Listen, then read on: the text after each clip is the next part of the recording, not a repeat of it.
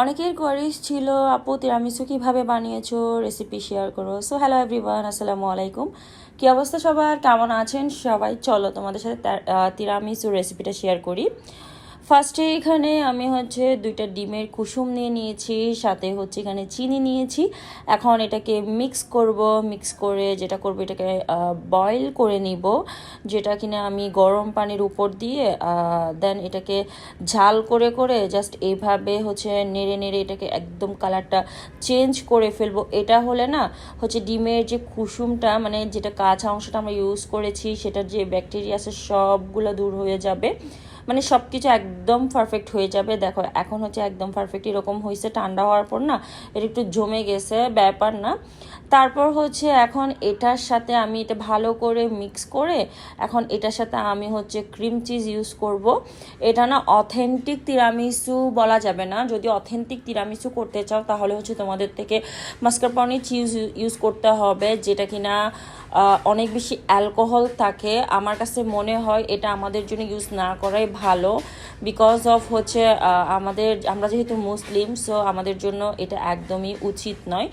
তারপর যারা মাস্কারপোনে cheese use করো তারা করতে পারো, বাট আমাদের কাছে ক্রিম চিজ ছিল, ওটা দিয়ে করেছি, ওটা দিয়ে বেশ ভালোই লেগেছে, কোনো রকমের অসুবিধা হয়নি আর কি। এখন আমি এখানে হুইপিং ক্রিম নিয়ে নিয়েছি, তারপর এটাকে আমি ভালো করে বিট করে নিচ্ছি। আচ্ছা, যেটা বলতেছি, এখানে না আমি অনেকগুলো হুইপিং ক্রিম নিয়েছি, সেটা শুধু আমি তিরামিসুর জন্য নিই নাই।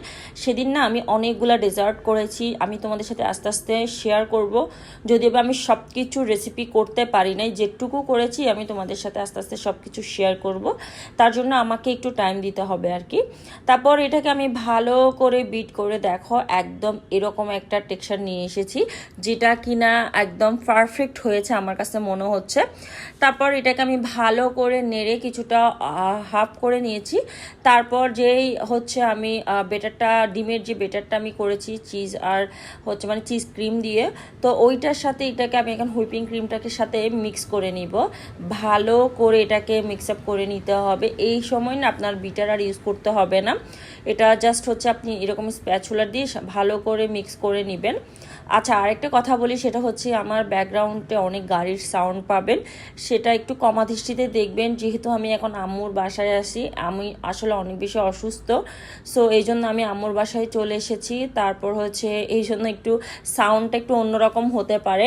তারপর এখানে অনেকগুলো মশামাছি দেখতে পারেন, সেটা নিয়ে ঘাবড়ানোর কোনো কিছু নেই। আমি খুব মানে সতর্কতা অবলম্বন করে করেছি, যেহেতু এই জিনিসটা আমাকে খুবই প্যারা দিছে। তারপর যেটা মেইন পার্ট তিরামিসু, সেটা লেডি ফিঙ্গার। এটা ভাইরে ভাই, এটা অনেক বেশি দাম নিয়েছিল। এটা আমি সুপার শপ থেকেই নিয়েছিলাম।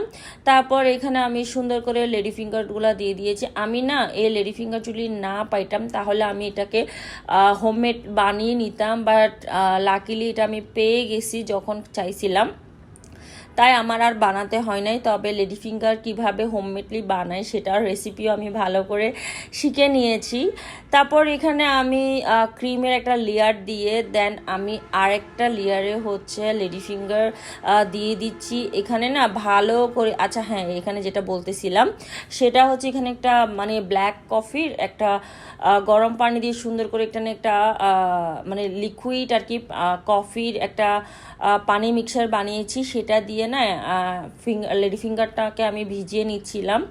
এটা দিলে না একটা স্ট্রং একটা ফ্লেভার আসে, যেটা খেতেও ভালো লাগে, একদম মানে অন্য রকম। হালকা একটু তিতা তিতা মনে হবে, বাট ওটা না যখন ক্রিমের সাথে একসাথে অ্যাড হয়ে যাবে তখন এটা আর ওরকম মনে হবে না।